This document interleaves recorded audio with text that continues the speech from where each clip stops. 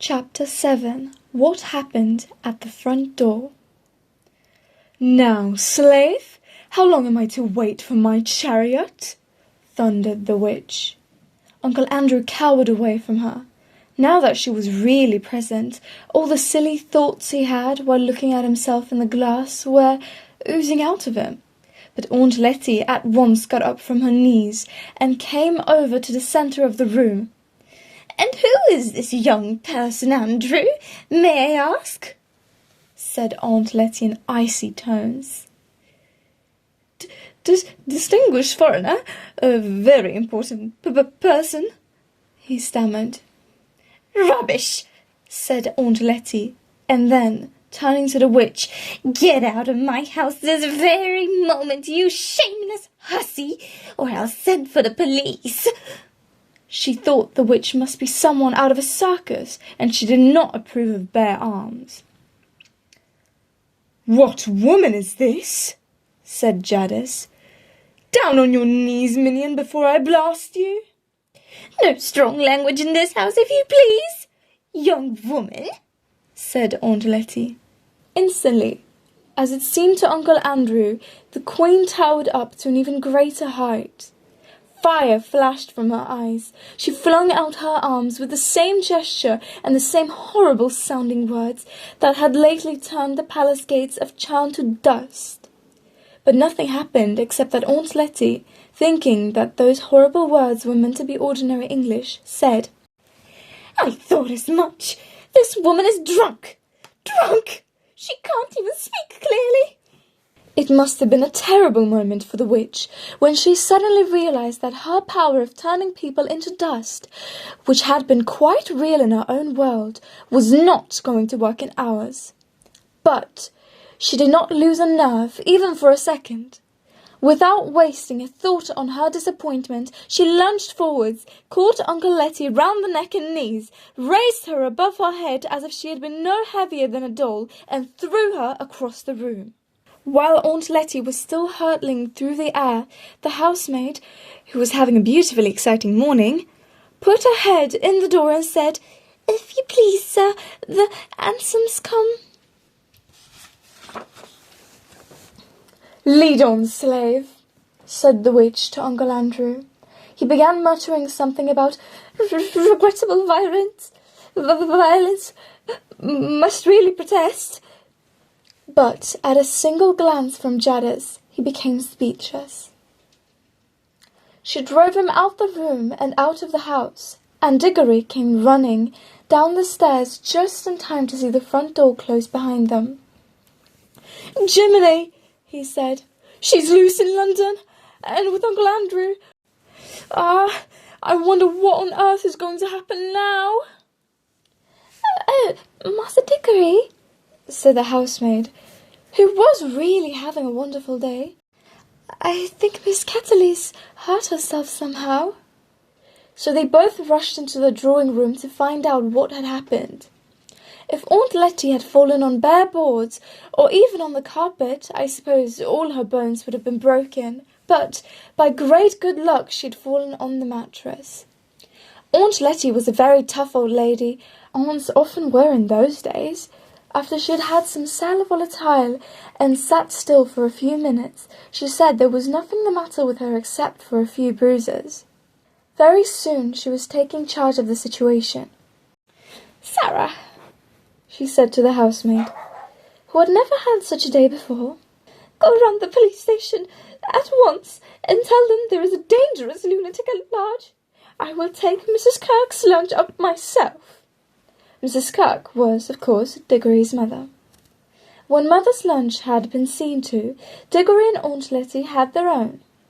After that he did some hard thinking. The problem was how to get the witch back to her own world, or at any rate out of ours, as soon as possible. Whatever happened, she must not be allowed to go rampaging around the house.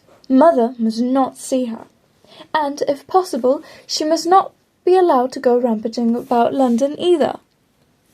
Digory had not been in the drawing-room when she tried to blast Aunt Letty, but he had seen her blast the gates at the Charn.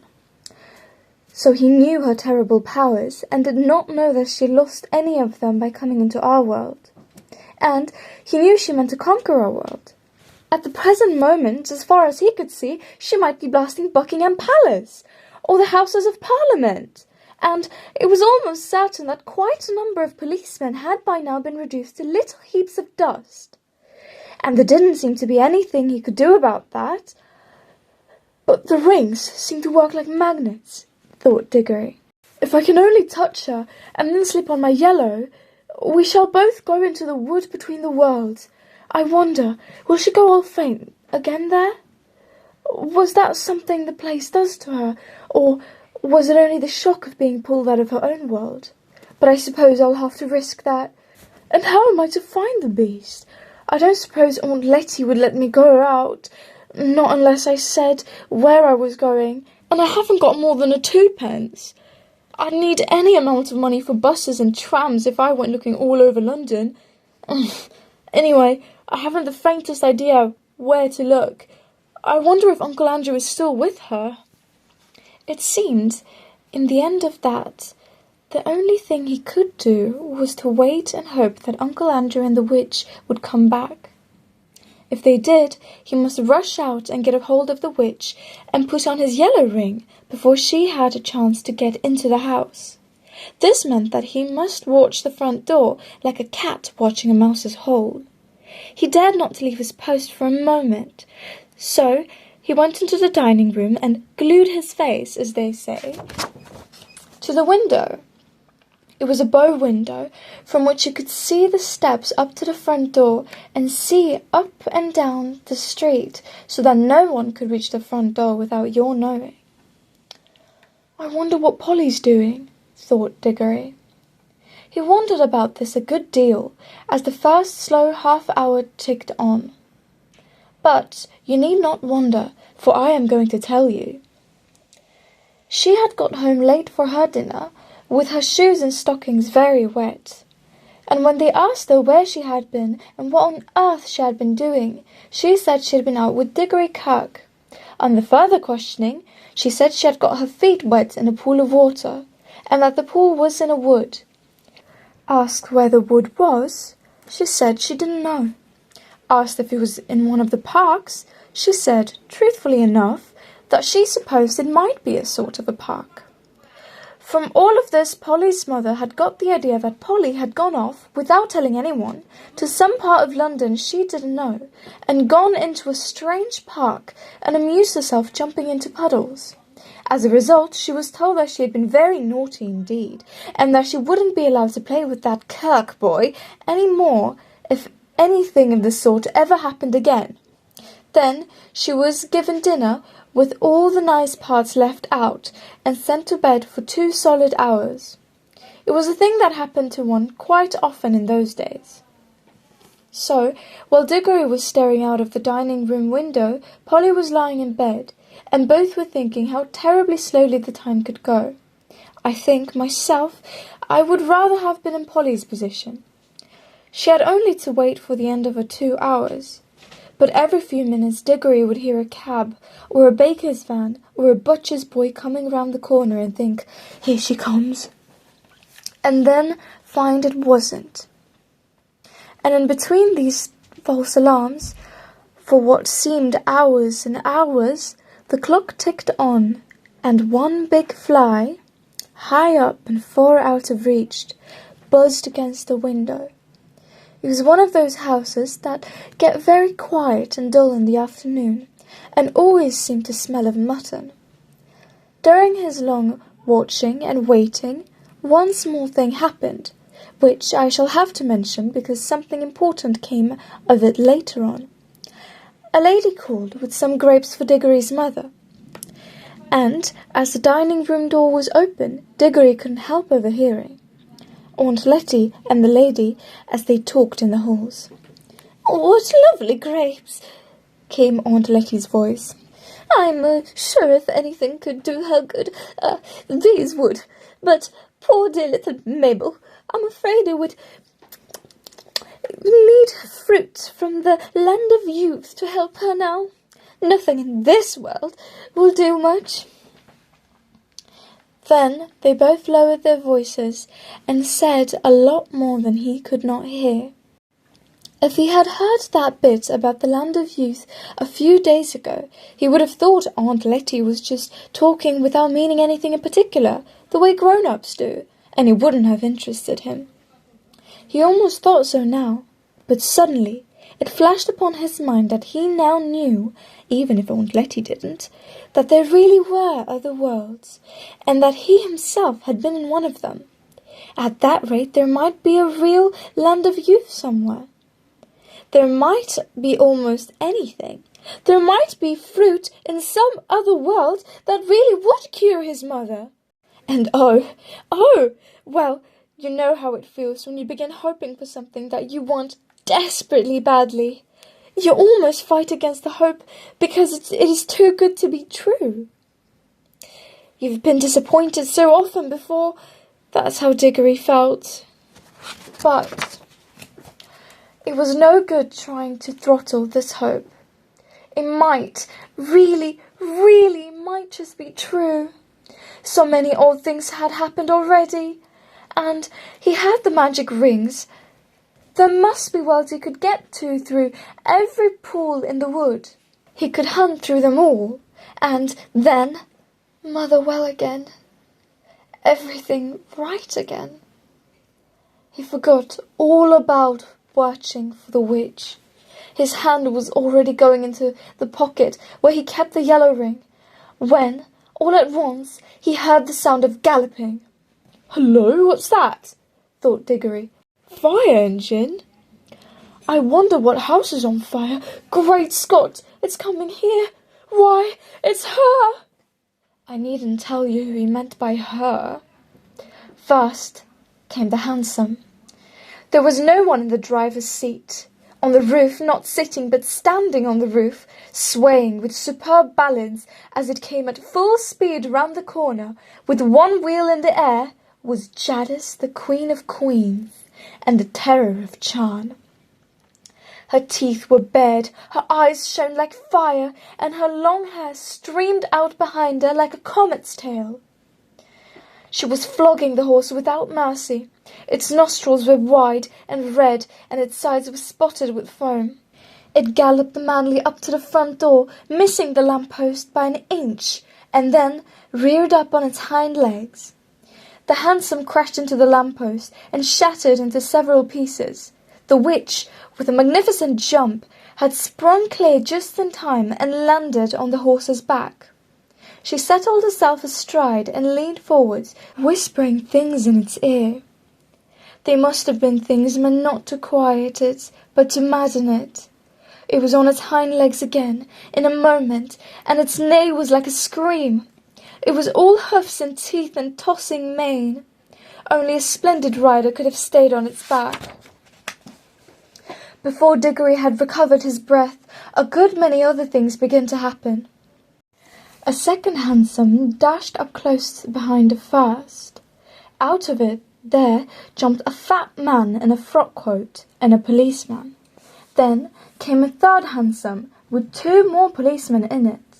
After it came about 20 people, mostly errand boys, on bicycles, all ringing their bells and letting out cheers and catcalls. Last of all came a crowd of people on foot, all very hot with running, but obviously enjoying themselves.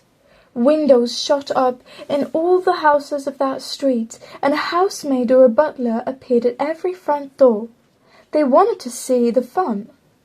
Meanwhile, an old gentleman had begun to struggle shakily out of the ruins of the first hansom. Several people rushed forwards to help him, but as one pulled him one way and another, perhaps he would have got out quite as quickly on his own. Digory guessed that the old gentleman must be Uncle Andrew, but you couldn't see his face. His tall hat had been bashed down over it. Digory rushed out and joined the crowd. "That's the woman! That's the woman!" cried the fat man, pointing at Jadis. "Do your duty, constable! Hundreds and thousands of pounds worth she's taken out of my shop. Look at the rope of pearls around her neck, that's mine! And she's given me a black eye too, what's more!" "That she has, governor," said one of the crowd. "And as lovely back eye as I'd wish to see. Beautiful bit of work that must have been. Go! Ain't she strong then?" "You ought to put a nice raw beefsteak on it, mister. That's what it wants," said the butcher's boy.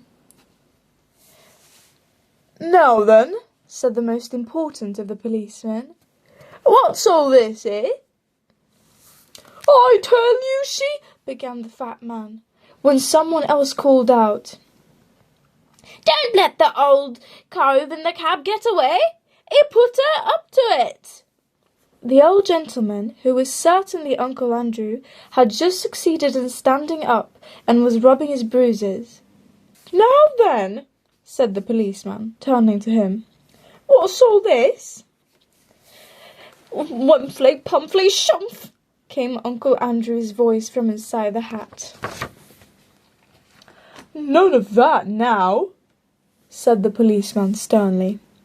"You'll find this matter's no laughing matter. Take that hat off. See?" This was more easily said than done, but after Uncle Andrew had struggled in vain with the hat for some time, two other policemen seized it by the brim and forced it off. Thank you," said Uncle Andrew in a faint voice. "Thank you. Dear me, I'm terribly shaken. If someone could give me a small glass of brandy." "Now you attend to me, if you please," said the policeman, taking out a very large notebook and a very small pencil. "Are you in charge of that there young woman?" "Look out!" called several voices, and the policeman jumped a step backwards just in time. The horse had aimed a kick at him, which would probably have killed him. Then the witch wheeled the horse round so that she faced the crowd, and its hind legs were on footpath. She had a long, bright knife in her hand, and had been busily cutting the horse free from the wreck of the hansom. All this time Digory had been trying to get into a position from which he could touch the witch. This wasn't at all easy because, on the side nearest to him, there were too many people, and in order to get round to the other side he had to pass between the horse's hoofs and the railing of the area that surrounded the horse. For the Kettley's house had a basement. If you know anything about horses, and especially if you had seen what state that horse was in at the moment, you will realize that this was a ticklish thing to do. Digory knew lots about horses, but he set his teeth and got ready to make a dash for it as soon as he saw a favourable moment. A red-faced man in a bowler hat had now shouldered his way to the front of the crowd. "Hi, policeman," he said. "That's my horse. What she's sitting on, same as in my cab, what she's made matchwood of." "One at a time, please, one at a time," said the policeman. "But there ain't no time," said the cabby. "I know that horse better than you do. That ain't no ordinary horse. His father was a officer's charger in the cavalry, he was, and if the young woman goes on exciting it, they'll be murdered on. Here, let me get at him." The policeman was only glad to have a good reason for standing further away from the horse. The cabby took a step nearer, looked up at Jadis, and said in a not unkindly voice, "Now, missy, let me get at its steed. And just you get off. You're a lady, and you don't want all these roughs going for you, do you? You want to go home and have a nice cup of tea and lay down quiet like. Then you'll feel ever so much better."